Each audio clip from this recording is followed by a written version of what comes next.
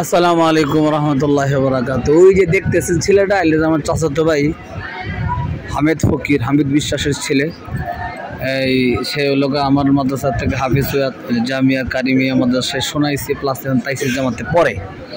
সকালে বাড়ির থেকে ফোন করে বলতো সে নাকি হারায় গেছে, বুধবার থেকে নাই, বাড়ির বা হুজুরের কাছে ছুরি নিয়ে বাড়িতে গেছে। তো আমি আবার তাড়াতাড়ি শুনে গেলাম কারিমিয়া মাদ্রাসায়, গিয়া দেখি সামনে ঢুকতে হুজুর আমার সামনে, যে হুজুর তাদের দায়িত্বে আছে, হুজুরের সাথে আলাপ টালাপ করে, হুজুরও তো জানে না এই রিদুল দিয়ে আরেক রিদুল। আমি হুজুরে করলে আমার শাশিরে ফোন দিয়ে করলাম, শাশি কী করার, আচ্ছা যাক রিদুল আইব, হারাইলেও এদার শুরু না, হারাই করব না, সমস্যা হইব না। আমায় হুজুরের সাথে আলাপ টালাপ করে ক্লাসরুমে ঢুকে দিয়ে রিদুল্লা বসে রয়েছি। রিদুল্লারে করলাম, কিরে তুই বলে আড়াই গেছস? আসলে মূলত আর এক রিদুল ভাবিয়া হুজুরে এই রিদুলের আমার চাচাতো ভাইয়ের রিদুলের কাছে ভাবের কাছে ফোন করছে, রিদুল তো বুধবার থেকে নাই।